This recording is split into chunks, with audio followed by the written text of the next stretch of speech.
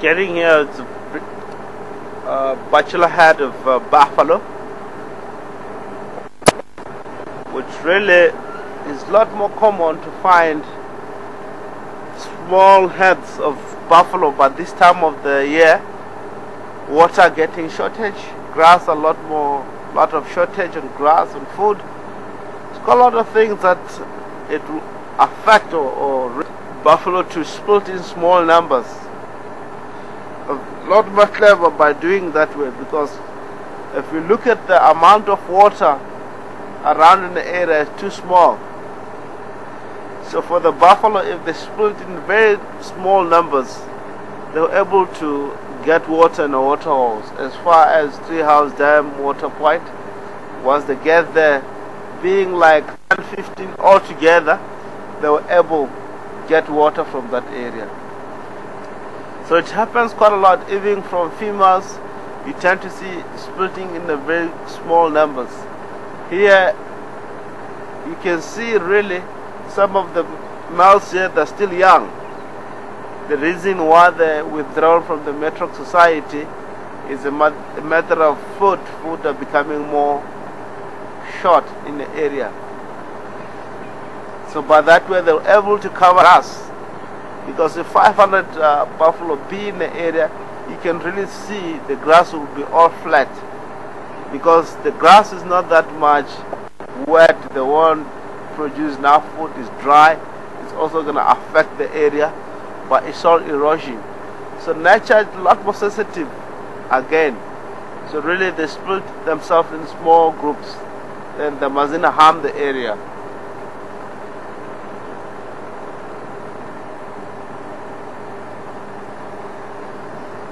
This is one of the dangerous animals, of course, on foot. If you really on foot, think about buffalo, think about something else as a part of Big Five.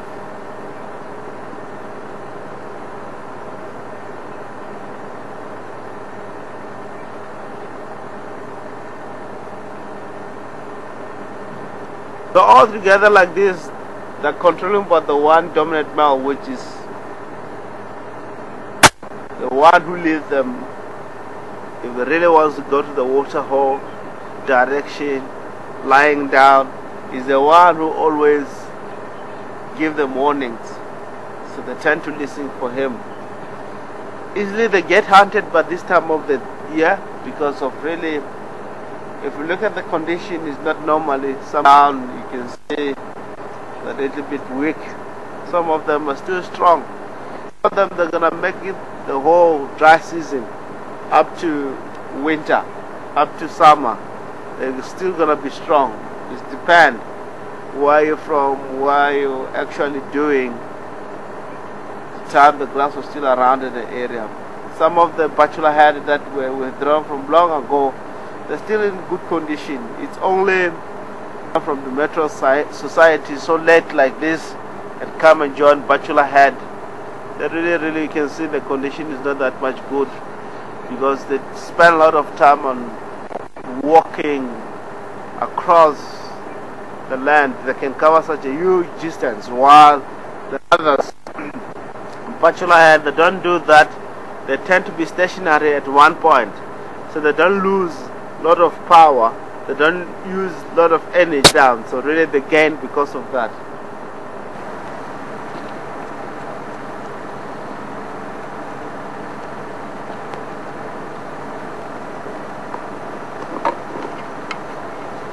But really, the head is black on top and white from the side.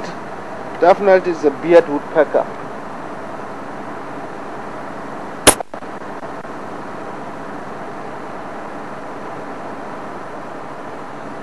Yes, a beard woodpecker. This is one of the birds that really get to get a hole sometimes, because the tree it hosts worms inside. They really eat that quite a lot. Banging on the cover, all the worms are creeping, going in, wherever the sun comes from. So you find that you create a hole and really deeply go inside, eating all the worms. that mainly be in a tree.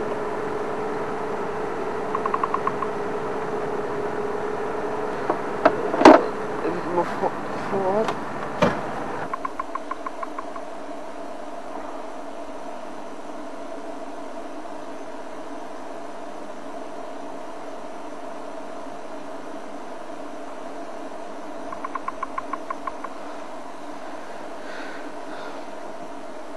While it's pecking on a tree, it's using a lot of muscles. It's very noisy. You get to feel somewhat, I mean, if you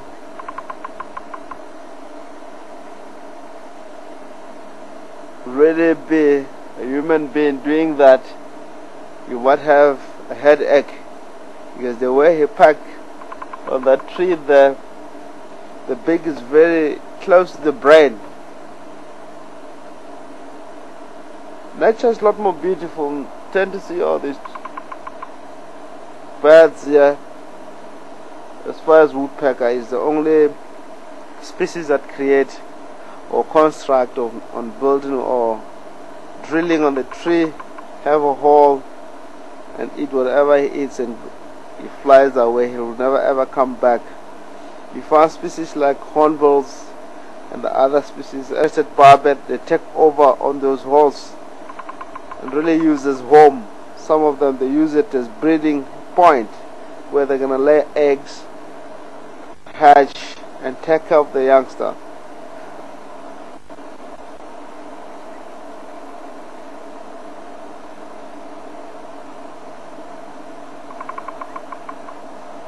There's a bearded woodpecker.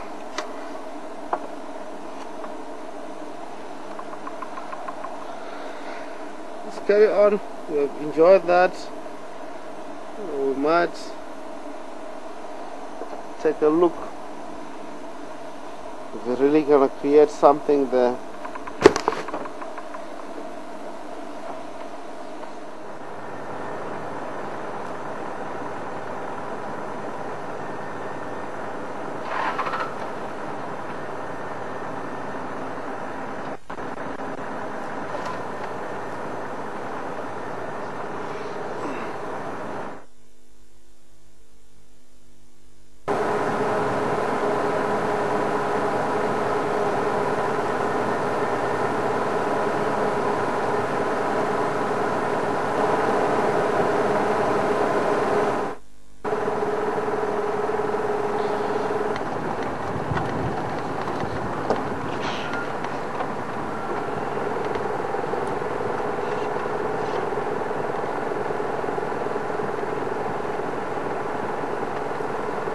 There's some here that we get to see them around twin dams, and they cut it straight south. And now they're coming the right angle towards Befeshoek Dam, which they'll get very good water or run in that area. And there's the same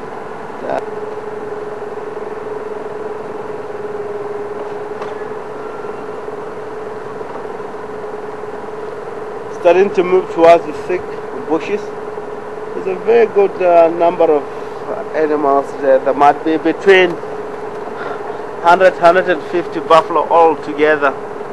It's not that much big head. It is now just past 8 Central African time, and unfortunately due to the power cut last night again, we couldn't fully charge our batteries. We were hoping to charge them to the full last night, but it was out of our hands, and unfortunately we couldn't charge them to the full. So we have gone to low batteries at the moment. So I'm going to have to end the drive from my side this morning. Also just radioed me to say thank you from their side, and I would also like to thank you from my side. And again, congratulations for Rob on his birthday. We hope to have a full drive this afternoon, and maybe we can find Karula. We had a quick glimpse of Karula's, one of Karula's cubs. Couldn't make out which one it was, but definitely a quick glimpse. And hopefully this afternoon we'll have some more and some better luck.